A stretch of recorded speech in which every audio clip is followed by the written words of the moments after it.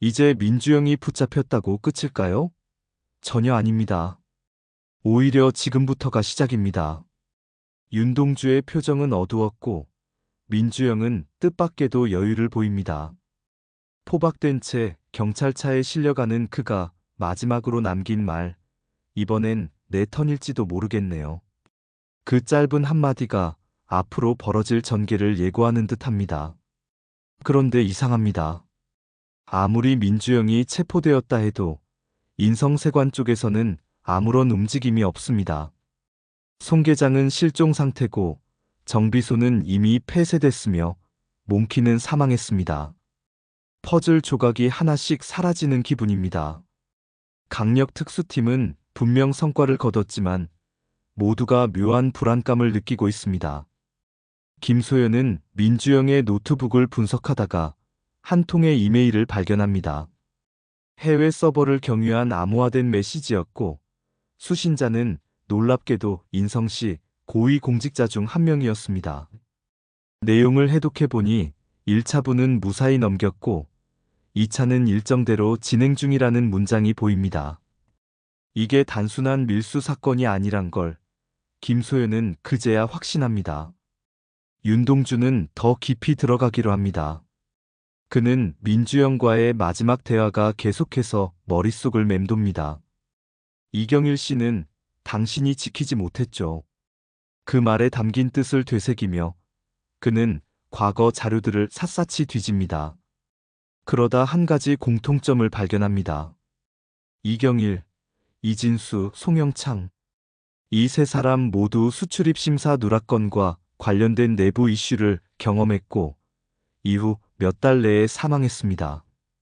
그리고 놀랍게도 이 세 건 모두 민주영이 당시 심사 책임자 혹은 현장 대리인으로 이름을 올리고 있었습니다. 윤동주는 그 순간 깨닫습니다. 이건 계획된 구조입니다. 누군가가 시스템을 설계했고 그 안에서 사람들을 하나씩 제거해 온 것입니다. 고만식은 특수팀을 다시 정비하면서도 뭔가 이상한 낌새를 느낍니다. 분명 내부에 누군가 있습니다. 작전이 유출되는 속도가 너무 빠릅니다. 그리고 마침내 그 의심은 사실로 드러납니다. 경찰 내부 서버에서 정보가 빠져나간 로그를 추적한 결과 놀랍게도 정보가 흘러나간 계정은 특수팀 내 신입 형사의 것이었습니다. 고만식은 갈등합니다. 그 형사는 몇 달 전 다른 팀에서 넘어왔고 평소 성실하다고 소문이 자자했습니다. 하지만 지금 중요한 건 감정이 아닙니다. 이 안에도 민주영의 눈과 귀가 있었다는 거야. 그는 이를 악물고 말합니다. 결국 내부 조사가 시작되고 그 형사는 연가를 내고 자취를 감춥니다. 증거인멸이 시작된 것입니다. 동시에 김종현은 한 택배 기사를 추적 중입니다. 뺑손이 사고의 블랙박스 영상이 배달된 경로를 추적하던 중 유일한 단서는 택배의 발신처와 번호뿐이었습니다. 그런데 그 기사 자취를 감췄습니다. 김종현은 그가 민주영과 연결돼 있다고 봅니다. 수배를 내리지만 이미 국외 출국 기록까지 조작된 상태입니다. 한편 김소연은 세관 서버에서 V사라는 코드명을 발견합니다. 이는 차량 수출 시 특정 고급 브랜드에만 부여되는 사전 심사 코드였고 놀랍게도 그 수출권을 독점했던 업체가 민주영이 과거 고문으로 일했던 무역회사였습니다. 그 무역회사는 현재 대표가 바뀌었지만 법인 주소는 그대로고 실제 관리인은 존재하지 않았습니다. 즉 민주영이 그림자처럼 운영하는 위장회사였던 셈입니다. 김소연은 곧장 윤동주에게 이를 알립니다. 윤동주는 말없이 고개를 끄덕이고는 말합니다. 민주영이 잡힌 게 아니라 우리를 그가 원하는 방향으로 끌고 가고 있는 거야. 그 예감은 적중합니다. 민주영은 구치소에서 변호사를 통해 서서히 움직이기 시작합니다. 그는 기존 진술을 번복하고 자신은 내부 고발자였다고 주장합니다. 심지어 그는 송영창이 자신에게 범죄 사실을 털어놓았다고 말합니다. 난 막으려 했습니다. 그런데 오히려 프레임을 씌운 거죠. 그 진술이 언론에 흘러나가면서 여론은 흔들리기 시작합니다.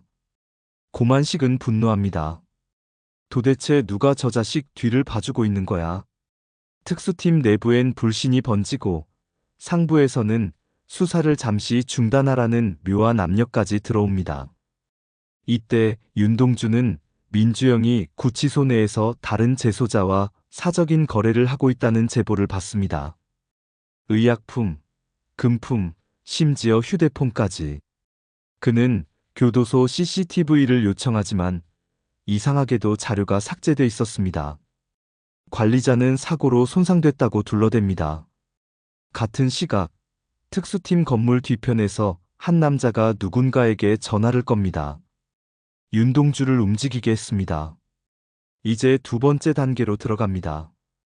그는 얼굴을 가린 채 말없이 걸어갑니다. 그리고 영상은 윤동주가 다시 민주영을 찾아가는 장면으로 이어집니다. 이번엔 수사관이 아닌 한 사람의 인간으로서. 그는 말합니다. 난 절대 너한테 휘둘리지 않아. 민주영은 의미심장한 미소를 짓습니다. 이미 휘둘리고 있잖아요. 내가 짠 판 위에서.